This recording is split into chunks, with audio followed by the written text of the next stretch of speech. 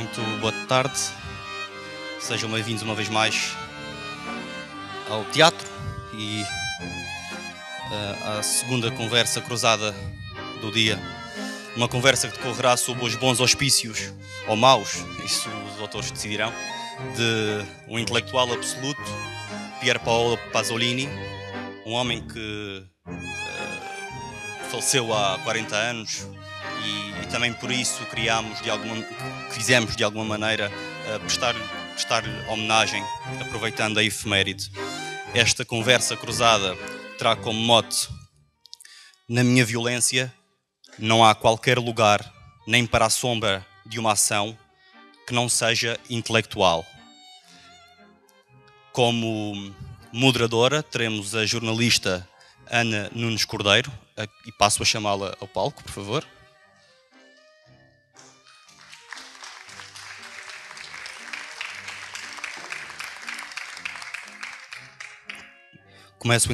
Começo pelo homem da casa, um português insular, açoriano, o grande João de Melo.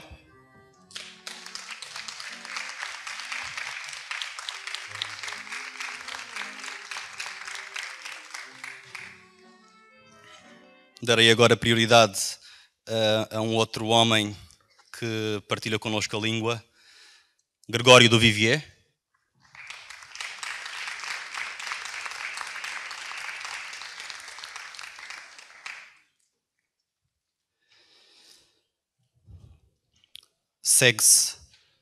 Seguem-se dois grandes escritores italianos, dois dos maiores escritores italianos da atualidade. Começo por chamar Alessandro Baricco.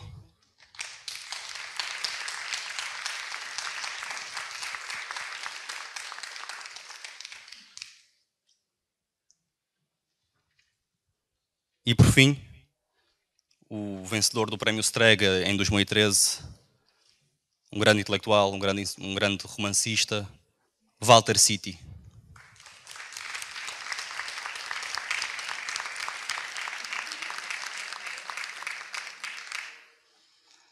Feitas as apresentações, espero que desfrutem uma vez mais. Obrigado.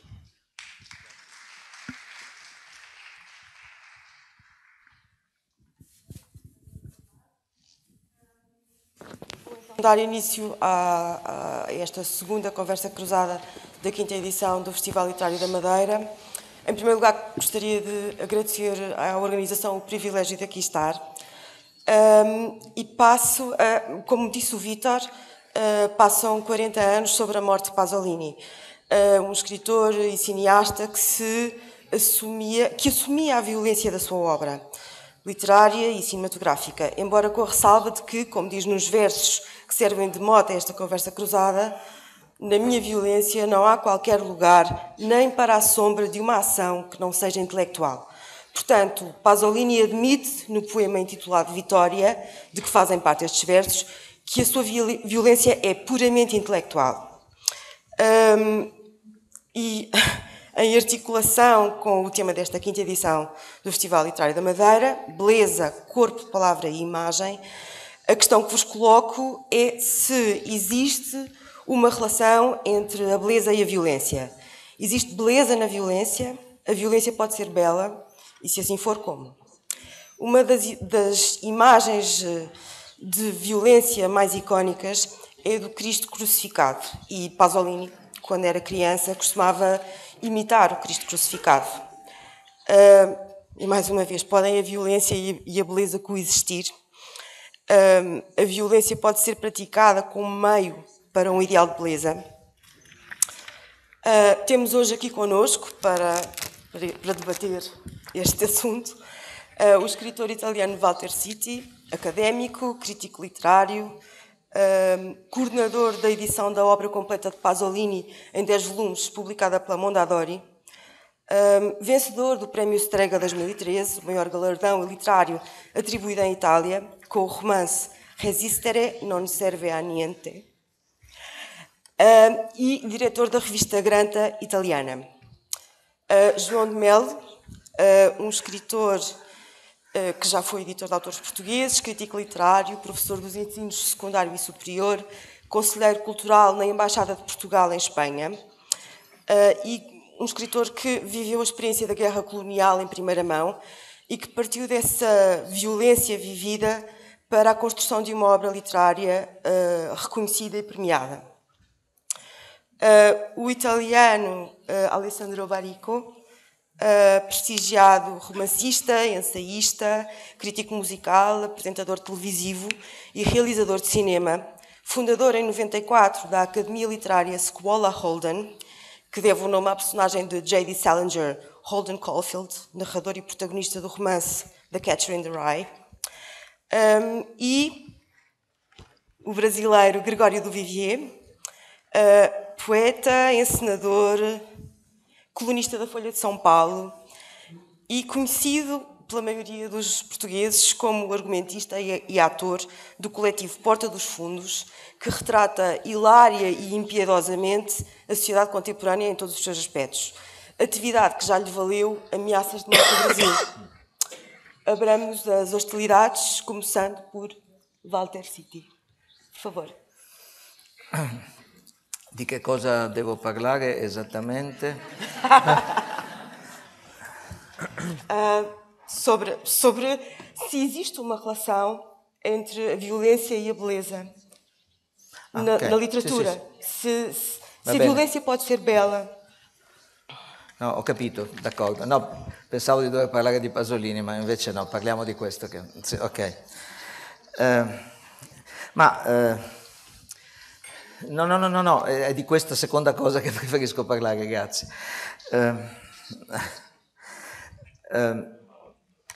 Allora, io credo che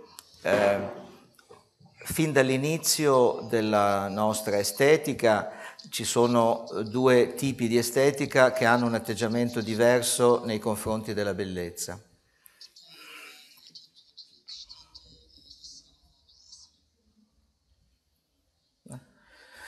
La bellezza classica cerca di non rappresentare direttamente la violenza. Gli assassini della tragedia greca vengono fuori scena, lo stile cerca di attenuare tutte le espressioni più violente.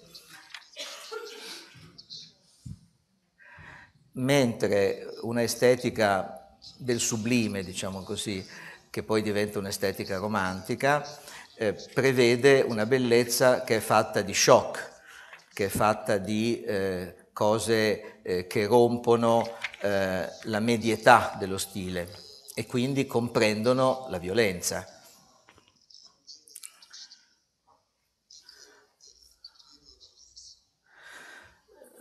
Ci sono già nella Bibbia nelle prediche di Geremia ci sono delle espressioni estremamente violente anche sul piano politico, eccetera, e la Bibbia appartiene appunto a questa estetica del sublime che non è l'estetica classica. Credo però che in qualunque forma di bellezza la violenza debba appunto essere sottoposta a una forma.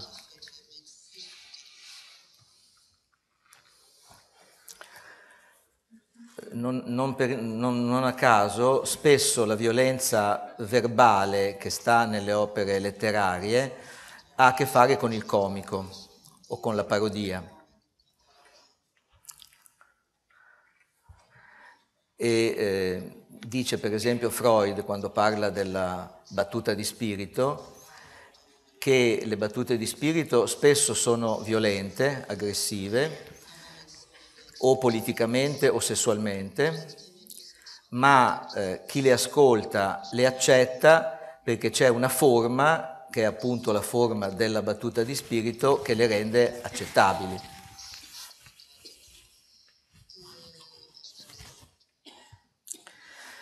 Credo che per l'opera d'arte più in generale debba essere così, cioè che l'opera d'arte, se ne ha bisogno, deve esprimere anche cose molto violente, ma ci deve essere una forma sufficientemente forte per fare passare questa violenza. Poi gli esempi si possono fare dopo. ci tenevo in questo primo momento a dire soltanto una cosa, che per l'opera letteraria la violenza deve essere soltanto un risultato non voluto. Diffido delle opere letterarie che usano la violenza come elemento di richiamo, cioè che sperano di fare colpo sul lettore perché sono violente. Credo piuttosto che l'opera letteraria debba dire tutto quello che può. E se nel dire questo ha bisogno di essere violenta, lo deve essere. Naturalmente ogni scrittore che deve essere violento se la sua opera ne ha bisogno è anche un cittadino e quindi deve essere pronto ad accettare tutte le conseguenze pubbliche e civili della violenza che ha usato.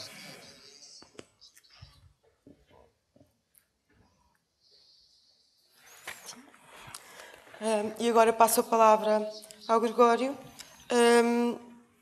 talvez começando por aquilo que acabou de dizer o Walter, sobre o facto de a violência verbal que encontramos nas obras literárias ter sobretudo a ver com o cómico e o facto de os autores deverem estar dispostos a arcar com as consequências que decorrem dessa demonstração de violência na arte, seja ela qual for. Eu acho que o humor, um dos clichês que sempre se ouve sobre o humor é que o palhaço não pode se machucar, né? O palhaço cai, mas ele não se machuca, não tem sangue. O sangue no palhaço perde a graça da queda. E eu acho que não é verdade mesmo. Eu gosto muito do palhaço bufão, que se lambuza de sangue e que surge. E a graça, para mim, a violência pode sim, a violência gráfica pode ser engraçada, na minha opinião, claro. E eu acho que o grafismo da violência, assim como a violência verbal também, como você vê no Porta dos Fundos, pode sim ser muito engraçada, mas ela tem que estar também carregada de um certo... Ela não pode ser desprovida de algum humanismo. Tem um velho clichê que diz que você não pode fazer humor sem bater em alguém, né? É um clichê que se ouve sempre, inclusive foi repetida a exaustão para justificar quase violências humorísticas, quando dizem, por exemplo, nossa, mas esse determinado humorista foi muito cruel, e aí o humorista responde, você não faz humor sem bater em alguém. E eu acho que, embora isso seja verdade, é preciso também que a gente tenha a responsabilidade e a sabedoria de saber, e talvez seja isso que o Walter estivesse falando, não sei, saber que se está batendo, e saber em quem você está batendo, né? E é fundamental, eu acho que ter essa consciência e não tratar como algo natural do humor, a inocência do palhaço, porque o palhaço não é inocente, não é mesmo? O palhaço, ele, assim como, enfim, ninguém é inocente, o artista não é ingênuo, não pode tratá-lo como alguém ingênuo que ingenuamente bateu em alguém. Então é importante saber, sim, que o humorista, todo humorista, está tomando um partido, sempre, não é? Sempre. E a escolha em quem que ele vai bater diz muito sobre ele. Claro. O humor tradicionalmente no Brasil, por exemplo, as vítimas são as mesmas, no humor tradicional brasileiro. São os negros, as mulheres, os homossexuais e os caipiras, né, que são quem mora no interior, eventualmente, ou quem mora no Nordeste. São os alvos preferidos do humor brasileiro.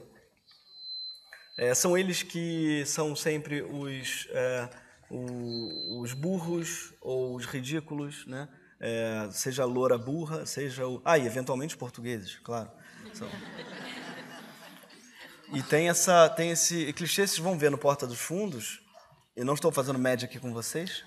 Vocês podem ver nos vídeos. Não tem um humor desse tipo com portugueses, por exemplo. E nem com louras, e nem com... Porque são as vítimas habituais do humor. São fáceis. São muito fáceis, exatamente. Você fazer humor com... Assim, com confirmação de expectativa, não é? Tem dois tipos de humor, tem 1000 tipos de humor, mas entre duas grandes vertentes, eu destacaria uma como confirmação de expectativa, que entrou uma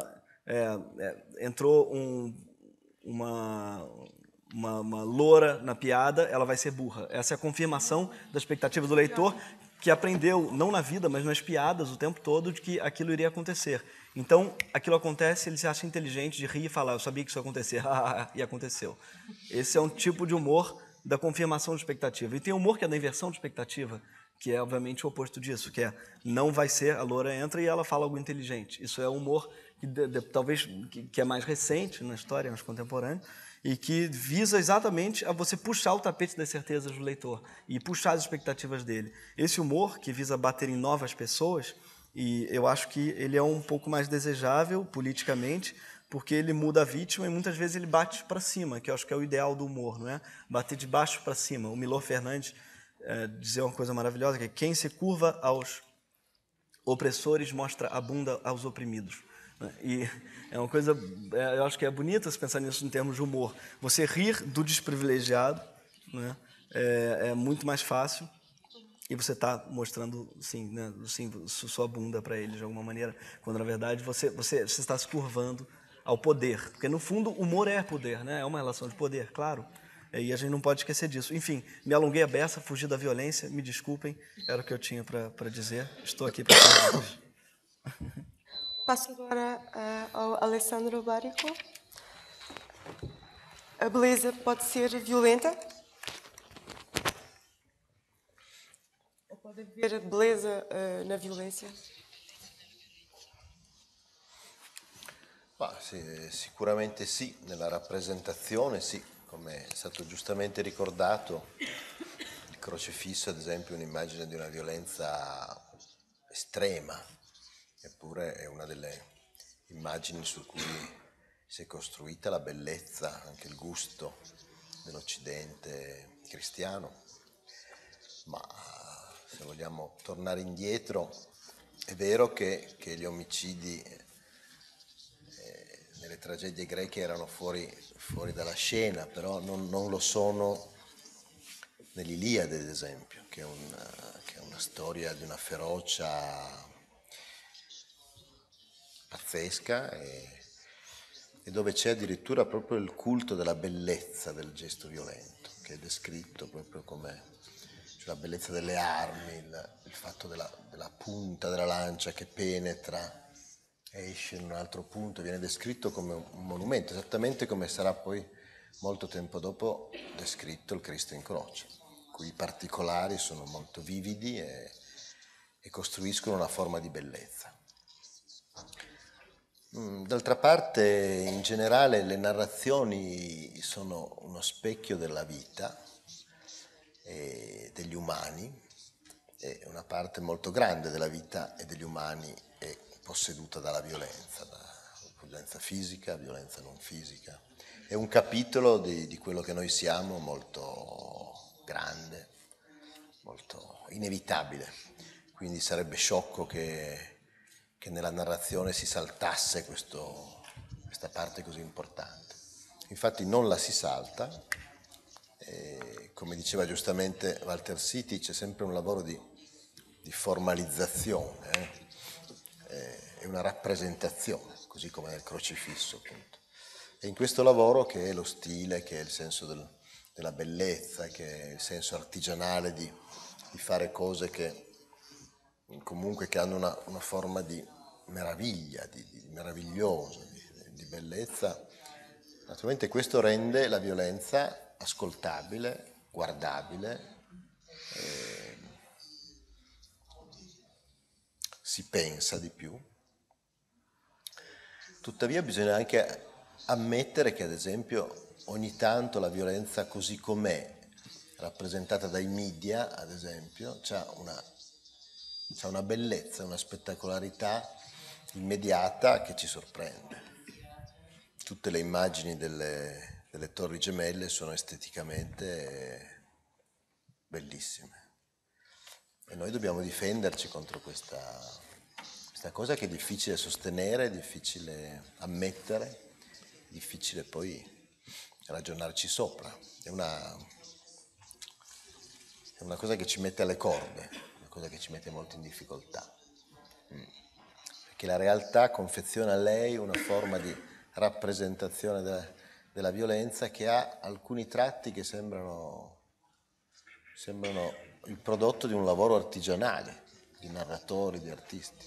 Invece è la realtà brutale proprio. Mio padre, che era piccolo quando c'era la seconda guerra mondiale, gli americani bombardavano Torino, la città in cui lui viveva, e la sua famiglia era andata a vivere sulle colline in campagna, e mi raccontava, lui era un ragazzino, che quando c'erano i bombardamenti salivano sulla collina, loro ragazzini, a vedere questo spettacolo bellissimo della città in fiamme, no? Per un bambino, un ragazzino, no? Questo, cosa possiamo dire di questo? È così, è inesorabilmente così. È un ricordo per lui, è diventato un ricordo per me, che raccontato da lui è diventato un'immagine che è quasi mia. Bombardamenti voleva dire morte, voleva dire rovina, voleva dire distruzione. Eppure. Quindi sì, il nesso c'è, è profondo, dobbiamo fare i conti con questo. Non è mai stato facile, ci proviamo ogni giorno.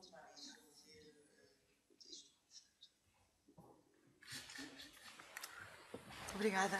Passo agora a palavra ao João de Melo. Muito bem.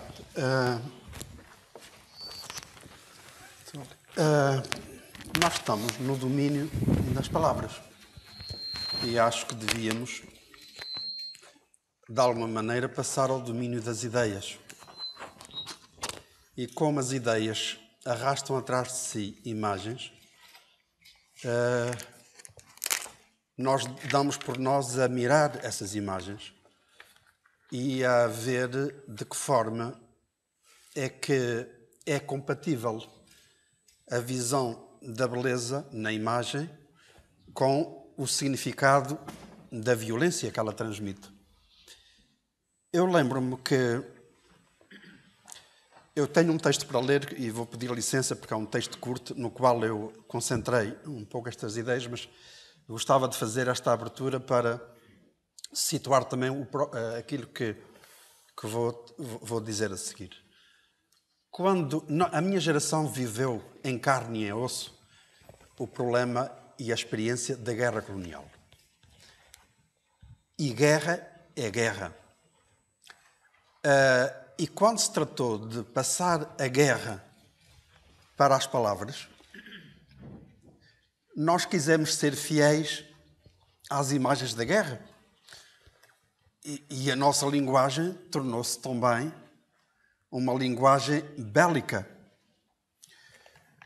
E a muitas pessoas fez impressão o uso de palavrões, como se pudéssemos pôr soldados a comer de boca fechada, civilizadamente, como aparece em alguns filmes, maus filmes do cinema português, soldados no meio do mato a comer sardinha com pão duro e a comer de boca fechada, muito civilizadamente, e a não dizer palavrões. Isso é contra a natura, porque dizer palavrões é muito próprio dos soldados, de toda a tropa, aliás, de generais até cá abaixo. Eu disse muitos, durante o tempo que lá estive. E continuo a dizê-los. E depois, paralelamente, este apocalipse que eu vivi, quer dizer, que me causou uma enorme aflição, para me livrar dele pela via da catarse, passou, obviamente, por experiências de linguagem diversas. Eu senti necessidade de rever a minha própria linguagem em função daquilo que eu estava a viver. Mas falou do seu pai perante os bombardeamentos de Torino, mas eu evocava então Nero perante o incêndio de Roma. Aquele alarve a ver uma cidade a arder e a congratular-se com isso.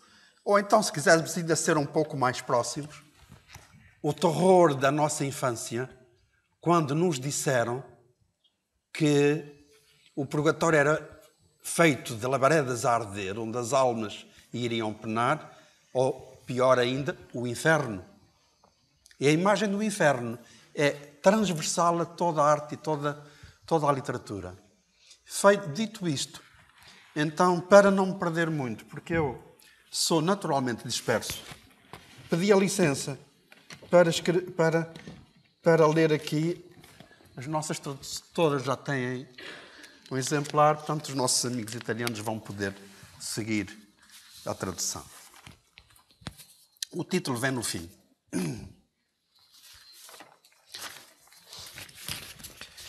Os românticos inventaram o belo e o belo horrível, feito de figuras e ambientes sinistros e de imagens sombrias.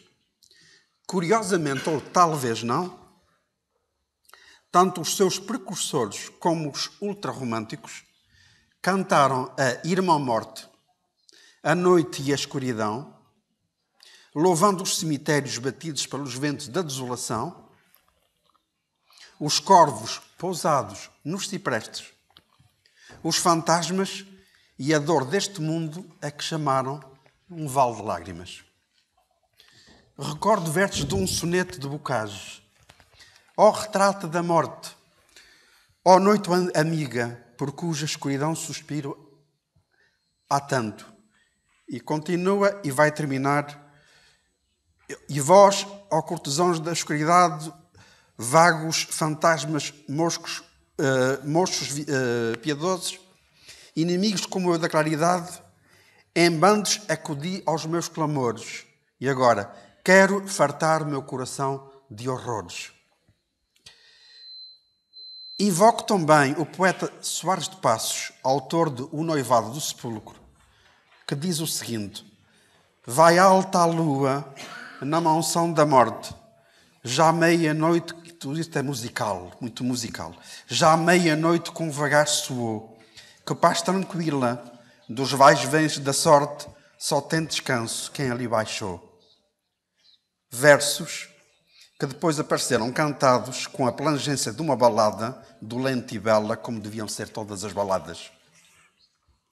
Juro que me apaixonei por estes pré- e ultra-românticos, poetas da noite e da morte, também pelos fumados e magníficos barrocos, os da efemeridade da vida, dos excessos formais, das lamentações acerca da nossa contingência humana. Ora bem,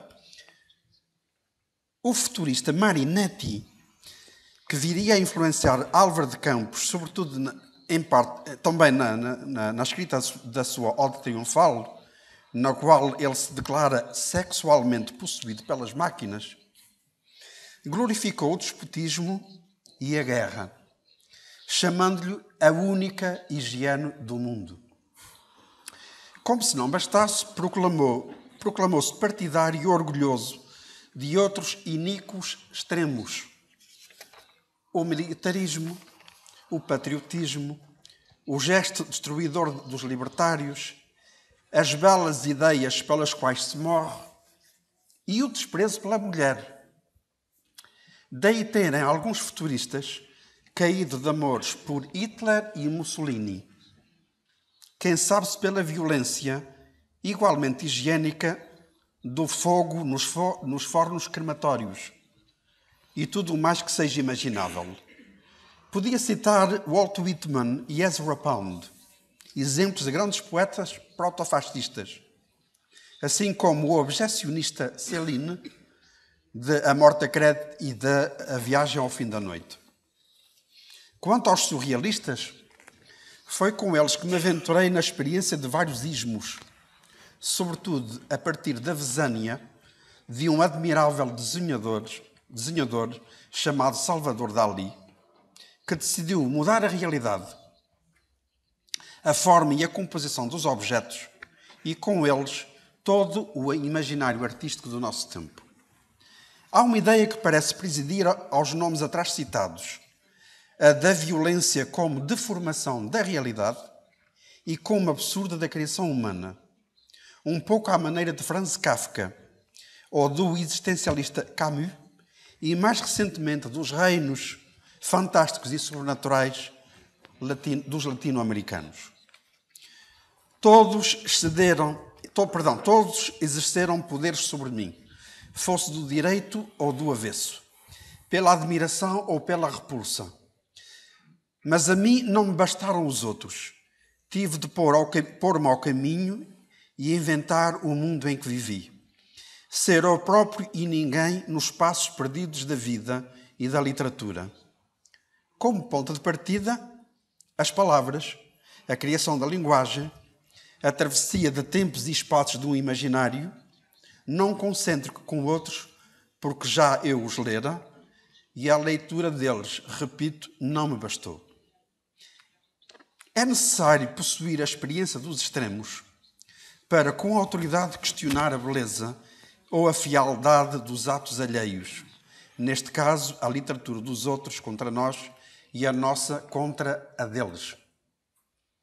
Quem disse que a linguagem não é uma arte plástica como a pintura, o desenho ou a fotografia? Eu escrevo as imagens, mas com um sexto sentido em mim chamado imaginação. Ponho prosa no poema e poesia na prosa.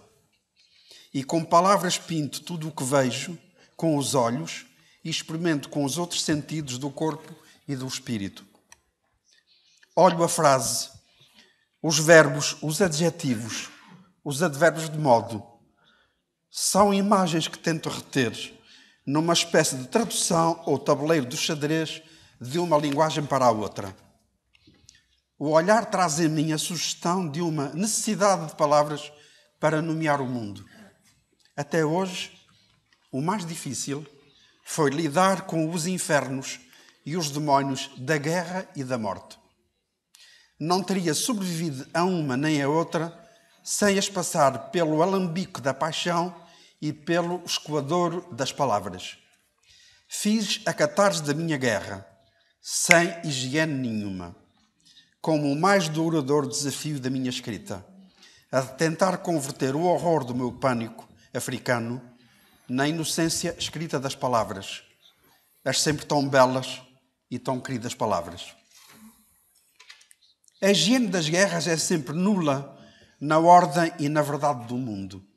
A ficção existe não como um antídoto da realidade, mas como um movimento subversivo e contestatário da fialdade e das prepotências dos sistemas, regimes e atos predadores do nosso tempo, neste mundo que afinal também é nosso.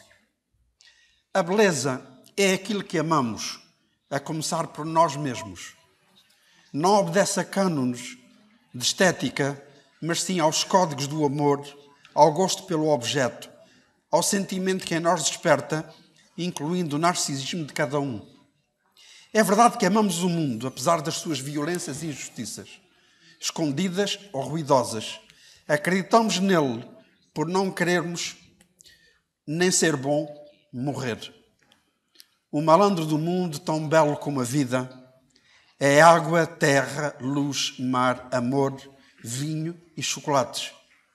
E homens, mulheres e crianças, claro. Sendo eu um homem, parecerá natural que eleja o corpo e a natureza da mulher como a medida de muitas coisas. Só elas me são mais lindas do que os livros, que eu pensava serem os depositários de todas as estéticas. Trata-se de descrever um seio, um colo, uns cabelos, um perfeito sexo feminino. Então, tende cuidado com as metáforas. Nada de comparações apressadas entre frutos eróticos e seios, entre sedas e veludos e colos, entre conchas, fendas, luras, grutas, vasos de receber, Saramago Dixit, e vaginas. Melhor escrever, ainda que redundando e cometendo plágio, bosque deleitoso, pele e colo de alabastro, materna doçura. E nada de tratar a mulher amada por minha rainha, que o não é deste mundo, e sim por deusa coroada, que foi o que lhe chamou Garcia Marques. Em se tratando de descrever um ato de amor entre um homem e uma mulher, vejam lá, nada de dizer, como se vê em alguns grandes romances de Virgílio Ferreira, ao contrário, que o orgasmo de ambos foi brutal. Não, saudoso Virgílio. O ato de amor brutal é a violência e a violentação do ato de amor. Antes dele se diga ter sido perfeito e suave, deitado sobre uma cama de penas ou de pé na água corrente de um rio de plenitude e prazer. E que esse encontro feliz uniu e satisfez o apetite sagrado de dois corpos na mesa do amor, Casimiro de Brito. Olhai que já houve poetas que morreram de véspera por esses e outros motivos. Pela minha parte o digo. Até hoje a mais difícil e embaraçosa pergunta que me fizeram e à qual nunca fui capaz de responder de forma eloquente nem satisfatória foi esta. Mas isso de literatura, afinal, o que é? E é o título do texto. Muito obrigado.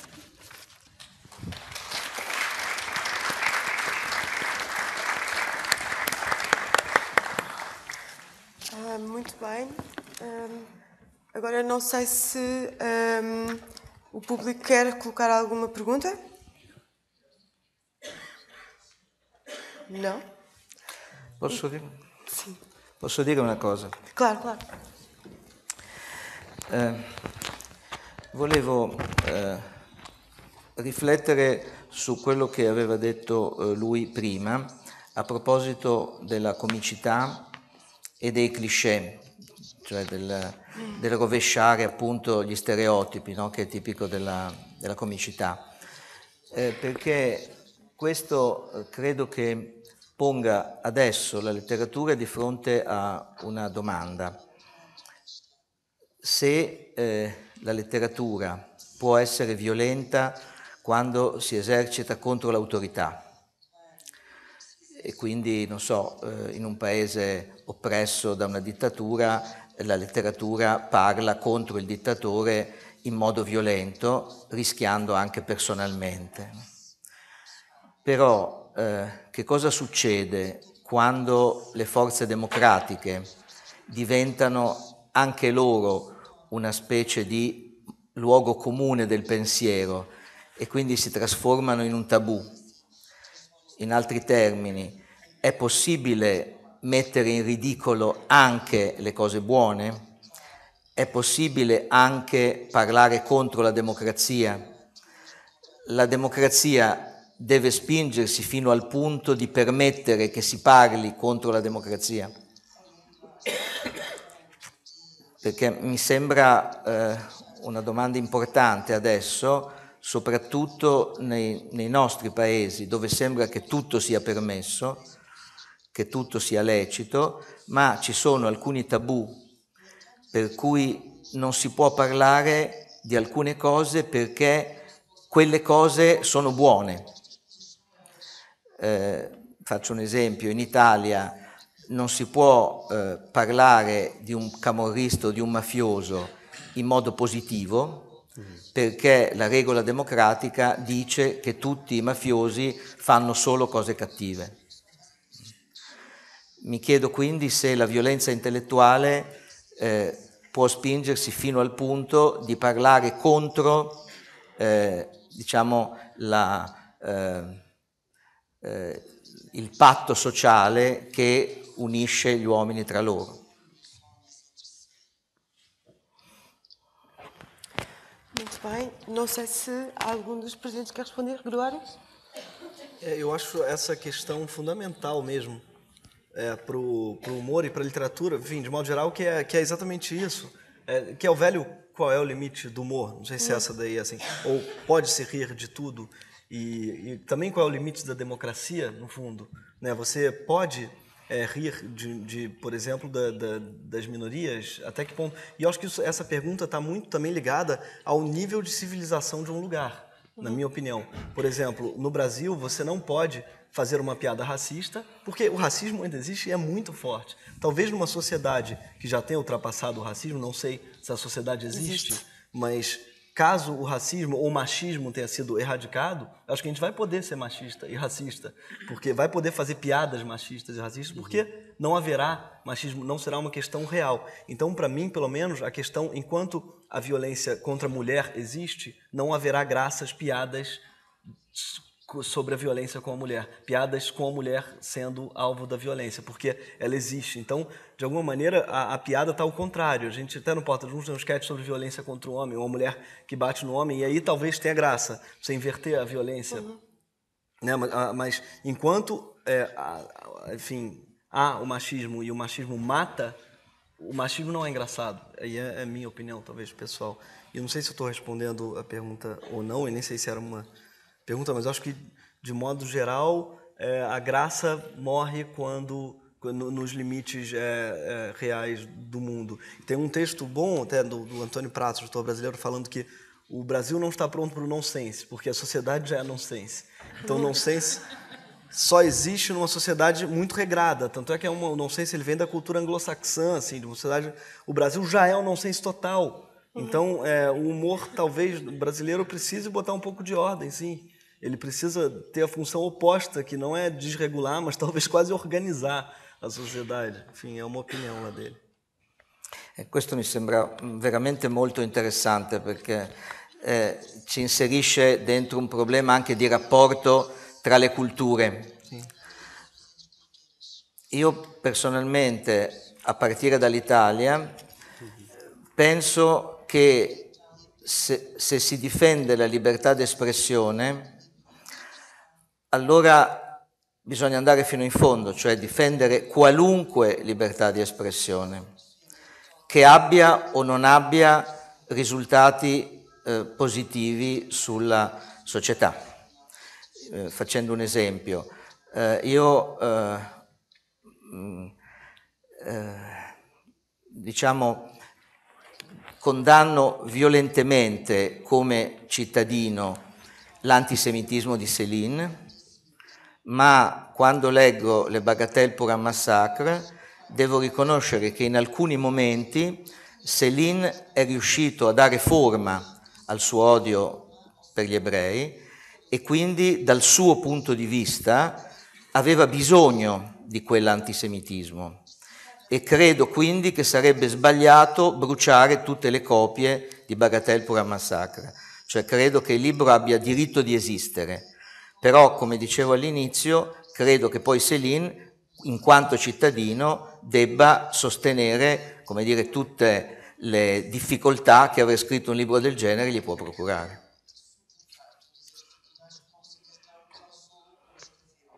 Eu dizia só uma coisinha, se me permitisse, relativamente ao assunto. Aqui em Portugal nós temos um problema, desde há muito, possivelmente Itália também o terá.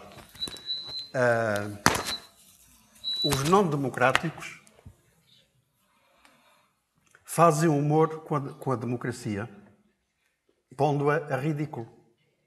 E só encontram defeitos e vícios. E com isso ganham a vida. Isso acontece na televisão, no cinema, na literatura, etc. Há muita gente ressentida que não perdoou que a gente tivesse passado da noite para o dia em termos de política e de sociedade em Portugal. Saíssemos da ditadura para a democracia. E essas pessoas vivem e morrem com um sentimento de luto que por vezes é uma espécie de veneno que injetam à sua volta e que é altamente contagiável. Isto não é novidade absolutamente nenhuma. Se calhar o problema está do outro lado. Até que ponto nós podemos defender a democracia como a integridade, a integralidade e o modelo social que queremos seguir. O Churchill disse que era, de todos os regimes, o menos imperfeito, não é? Isto é uma frase que ficou por aí e, se calhar, com plena propriedade. Efetivamente, ainda não houve outro regime. O grande problema está em saber como aperfeiçoar a própria democracia, como levá-la, e eu creio que aí entra a grande questão, que é a questão cultural. A questão cultural de educação para a cidadania e para o outro é que colide absolutamente com todos os egoísmos e com todos os preconceitos ideológicos. Alessandro, non so se gostaria de comentar. Ma sono temi molto molto interessanti. Penso che sia importante per me ricordare che comunque gli intellettuali quando si pronunciano devono accettare la responsabilità di quello che fanno.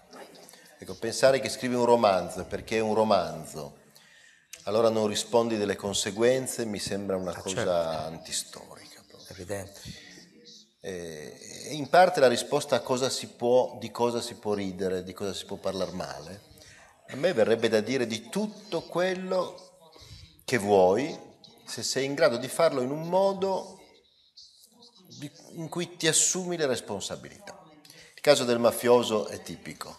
Io posso anche pensare alcune cose positive di una figura mafiosa. Che un mafioso sia un buon padre, per esempio. Esatto. E posso pensare che è intrigante scrivere un romanzo su questa storia di un padre che è bello da vedere nella sua funzione di padre, eccetera. E lo posso fare, credo che lo posso fare. Basta che poi il giorno dopo evito di dire vabbè, questo è un romanzo, fate voi. No, certo. Cioè quello ha delle conseguenze sulla realtà. Assolutamente. E se io sono disposto ad assumermi la responsabilità di queste conseguenze, lo devo fare.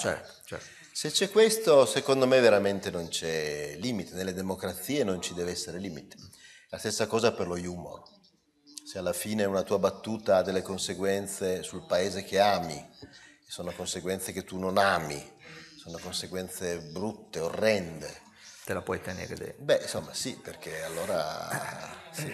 Se per il tuo successo personale sei disposto a creare delle conseguenze orrende, non sei una persona con cui vado a cena volentieri, ecco. Per cui penso sia molto importante il punto dell'assunzione della responsabilità.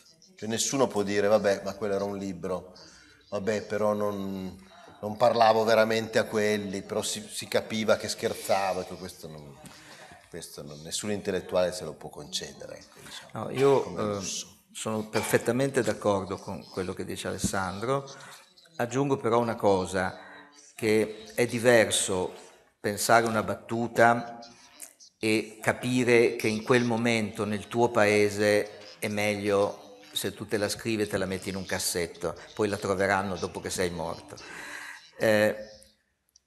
Un po' diverso è quando tu scrivi un libro che per te in quel momento vale più della vita, allora lì, come dire, tu devi scrivere anche delle cose che sai che ti procureranno dei guai, dopodiché certo non ti puoi lamentare dei guai che ti sono arrivati. Finisci in galera. Esatto, per esempio, scusi. E anche peggio. Se tu escreves um romance,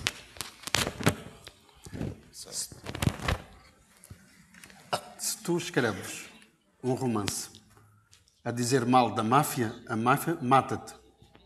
Se escreves um romance a reabilitar uma figura da máfia, os outros que te vão ler não te matam, talvez te censurem. E entre o matar e o censurar há uma grande diferença. Talvez seja essa o caminho para a democracia, non sei, da afirmação democrática. È più complicato di così. La mafia ti ammazza per un libro. Esatto. È molto difficile. Cioè non bisogna sopravvalutare il nemico, non gliene importa pochissimo. La mafia lo può prendere perfino come una forma di pubblicità. Sì, no. Poi magari in televisione tu dici una cosa e ti ammazzano per quella, certo, ma non per il libro, ecco. Non bisogna... Mas também há máfias noutras geografias, o Islão, o Estado Islâmico atualmente é também, digamos, uma forma absolutamente extrema desse instinto mafioso que está a querer levar por diante tudo e que quer absolutamente destruir, sobretudo, a ideia de cultura. É barbárie pura, não é? Quer nas pessoas, quer nos bens culturais. E aí talvez o caso seja muito mais sério, não é? Por muito menos, alguns já morreram. Já morreram. Por menos do che un libro morrerono già muitos. Certo, no, questo è molto chiaro. Diciamo anche che forse c'è un altro elemento, cioè che nel momento in cui tu scrivi qualcosa che va contro il pensiero dominante, dovunque tu ti trovi, devi anche considerare, diciamo che forse in alcuni momenti tu stai facendo un male che eccede la bellezza di quello che tu stai facendo. E quindi se proprio non puoi farne a meno, tu lo scrivi e lasci che la gente lo trovi più tardi, non lo fai vedere in quel momento. Però devi essere proprio sicuro di questo. La cosa che in questo momento a me dà più fastidio invece dei paesi benestanti, diciamo, dei paesi in cui la dittatura è molto lontana e se la sono dimenticata, nei paesi in cui la democrazia si è già stratificata ed è diventata una cosa che nemmeno riconosce se stessa. Allora in quei paesi la cosa che a me dà più fastidio è dire che si è a favore della libertà d'espressione e appena qualcuno dice qualcosa che non ti sta bene, boicottarlo. Cioè, in Italia, tanto per parlare di una cosa molto piccola, le stesse persone che un mese fa avevano un cartello con scritto «Je suis Charlie», appena 2 omosessuali italiani hanno detto che erano contro le adozioni da parte degli omosessuali, hanno proposto di non comprare più i vestiti di quelle persone perché di mestiere fanno gli stilisti. Allora lì trovo che ci sia una contraddizione molto piccola ma anche molto squallida.